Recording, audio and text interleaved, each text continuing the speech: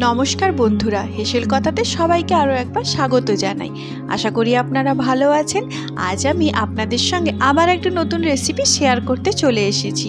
আজ আমি বানাবো ইলিশের পাতুরি। তবে পাতুরি আমরা সাধারণত কলা পাতাতেই বানাই, তো আজ কিন্তু আমি কলা পাতাতে বানাবো না, আজ আমি লাউ পাতাতে ইলিশের পাতুরি বানাবো।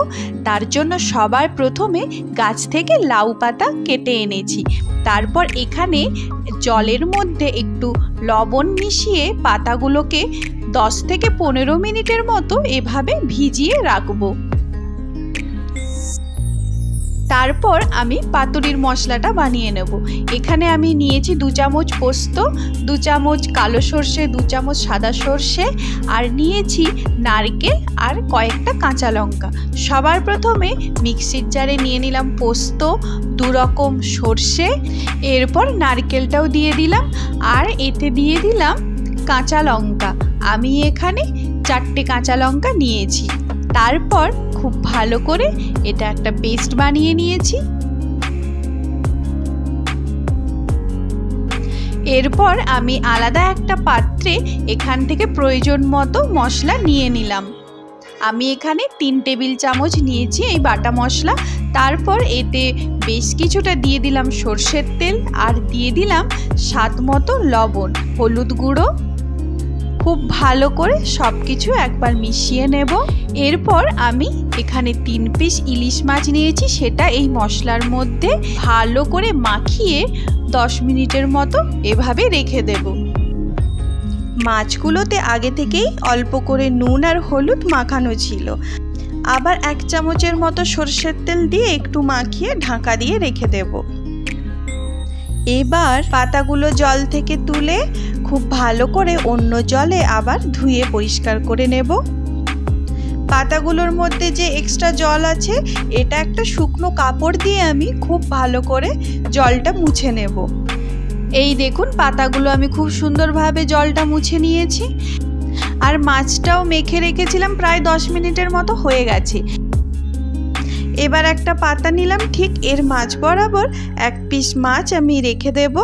তারপরে দেব কিছুটা মশলা, আর মশলার ওপরে দেব একটা কাঁচা লঙ্কা। আর এই পাতুরির কাঁচা লঙ্কাটা খেতেও কিন্তু খুব ভালো লাগে। এবারে 4-5টা খুব ভালো করে মুড়ে নিতে হবে, যাতে না মশলাগুলো বাইরে বেরিয়ে আসে। যখনই আপনারা লাউ পাতা বা কুমড়ো পাতাতে এরকম কোনো রেসিপি বানাতে চাইবেন, তখন কিন্তু অবশ্যই চেষ্টা করবেন পাতাগুলো একটু বড় বড় নিতে।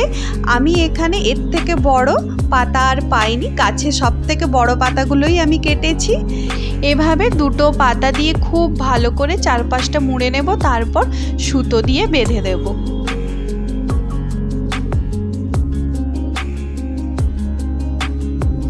এই দেখুন, 4-5টা খুব ভালো করে সুতো দিয়ে বেঁধে দিয়েছি। এইভাবে বাকি 2টো পাতুরিও রেডি করে নেব। আমি 2 রকম পাতুরি খেয়েছি, কলা পাতায় মোড়া আর লাউ পাতায় মোড়া। তবে আমার লাউ পাতা দিয়ে মোড়া পাতুরি বেশি পছন্দ। আর এই মশলা মাখা লাউ পাতা গরম গরম ভাতের সাথে মাখিয়ে খেতে দুর্দান্ত লাগে। আর সত্যি কথা বলতে কি, এই ধরনের রেসিপির জন্য আমাকে এই কুমড়ো পাতা আর লাউ পাতার উপরেই ভরসা করতে হয়। কারণ আমি যেখানে থাকি সেখানে কলা পাতা একেবারেই পাওয়া যায় না, আমি বাজারে বিক্রি হতেও দেখিনি। তাই ব্যালকনিতে টবে লাউ গাছ, কুমড়ো গাছ লাগিয়ে রেখেছি। আপনাদের সাথে গল্প করতে করতে 3টেই পাতুরি একেবারে রেডি।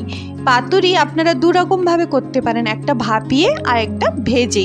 আজ আমি ভেজেই করব। তার জন্য প্রথমে একটা তাওয়া গরম করে নিয়েছি, অল্প একটু সর্ষের তেল তাওয়ার ওপর লাগিয়ে নিলাম। তেলটা গরম হয়ে গেলেই একে একে পাতুরিগুলো এর ওপরে দিয়ে দেব। এবার মিডিয়াম আঁচে 7 মিনিটের মতো ঢাকা দিয়ে এক পাশটা ভালোভাবে ভাজা হতে দেব।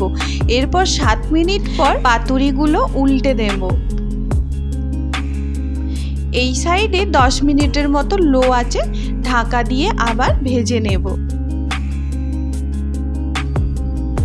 এই দেখুন, পাতুরিগুলো একেবারেই রেডি হয়ে গেছে। এই রান্না করতে খুব বেশি সময় লাগে না, ওই 15 থেকে 20 মিনিটের মধ্যেই খুব ভালোভাবে রান্নাটা হয়ে যায়। এবার আর কি গরম গরম ভাতের সাথে এটা পরিবেশন করে নেব। আমার এভাবেই পাতুরি খেতে বেশি ভালো লাগে। আপনারাও কিন্তু অবশ্যই বাড়িতে একবার এইভাবে পাতুরি বানিয়ে দেখুন, আর কেমন হয়েছে কমেন্ট করে অবশ্যই জানাবেন।